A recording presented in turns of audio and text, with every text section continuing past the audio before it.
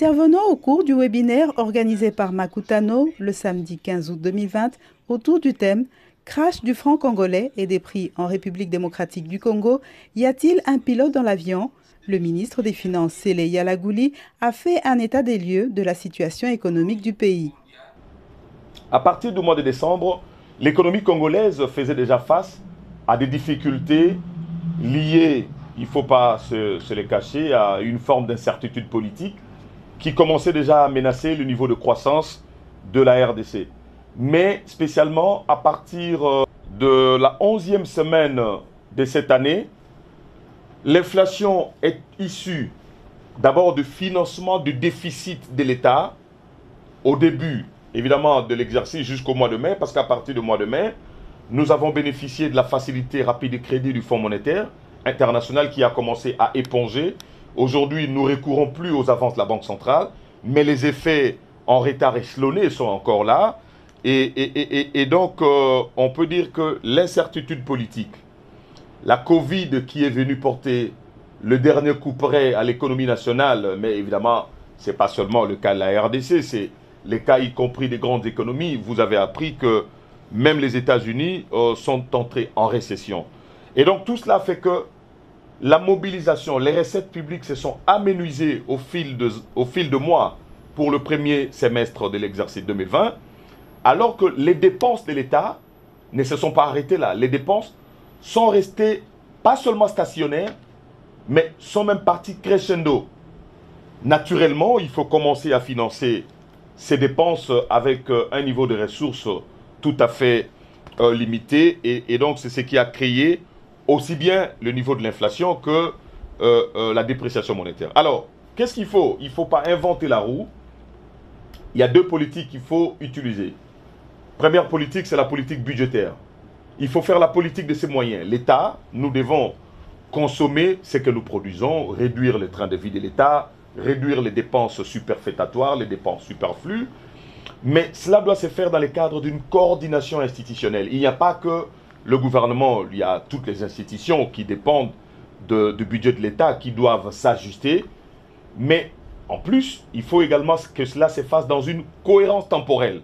Ça veut dire quoi? Ça veut dire que les instruments des politiques que nous devons affecter doivent être connus. Comme je vous l'ai dit, il y a les instruments de la politique budgétaire, donc le budget doit s'ajuster. Mais également, ça doit se faire de cohérence avec la politique monétaire, qui est du giron de la Banque centrale. Le gouvernement et la Banque centrale ont convenu de signer un pacte de stabilité pour que chacun puisse apporter le nécessaire à la politique qui est donc sous sa gestion, pour que nous puissions, en tout cas, éviter de creuser les déficits pour permettre à la Banque centrale de jouer son rôle et d'éviter de financer les déficits avec les avances qui sont tout à fait inflationnistes. Pour gagner l'indépendance économique, l'Argentier national a évoqué trois aspects, à savoir le consensus politique, la refonte du système fiscal et la relance économique. Un consensus politique. Consensus, ça veut dire que, quels que soient les bords politiques, nous nous mettons d'accord sur un certain nombre de choses. Et il y en a trois, à mon avis. Première chose, la stabilité du cadre macroéconomique. La stabilité profite à tout le monde. Et la stabilité, donc, elle est inévitablement le premier facteur sur base duquel et le niveau social et le niveau politique ont besoin de la stabilité du cadre macroéconomique. Pour ce faire, il faut commencer à dépenser ce qu'on a. Ce que vous n'avez pas, ne dépensez pas.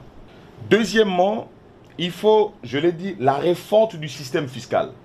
Parce que le problème, c'est que nous avons aujourd'hui un taux de pression fiscale de 9%, alors que la moyenne de l'Afrique subsaharienne, elle est de 20%. Nous devons fulfill ce gap.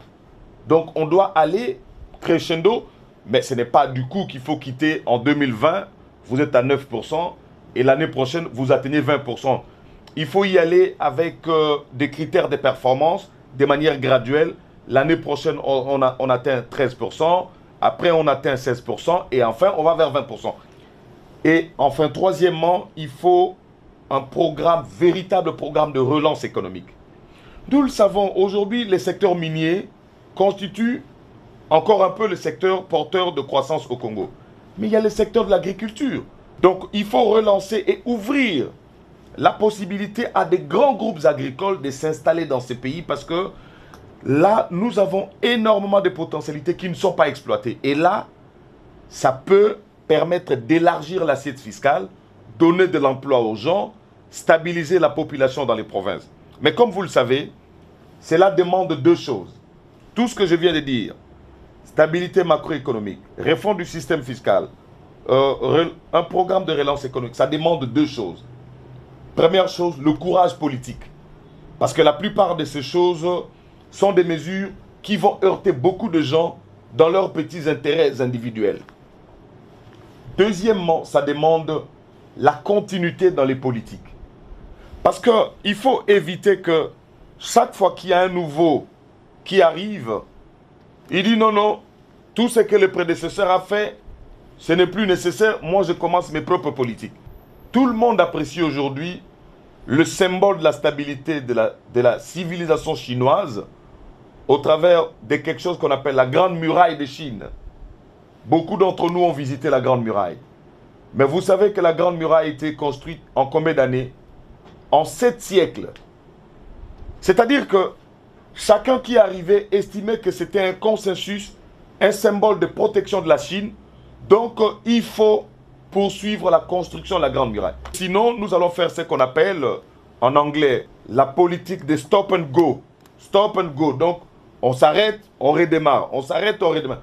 Il faut une continuité dans les politiques, dans la durée. Voilà pourquoi j'insiste sur le consensus. Parce qu'une fois que vous avez le consensus, un ministre peut passer, le successeur viendra, il sera dans la même logique et il va poursuivre. Autre intervenant à cette émission, le gouverneur de la Banque centrale du Congo, Deogracias Mutombo, le président de la Fédération des entreprises du Congo, Albert Yuma, et le directeur général d'Equity Bank, Célestin Moukeba.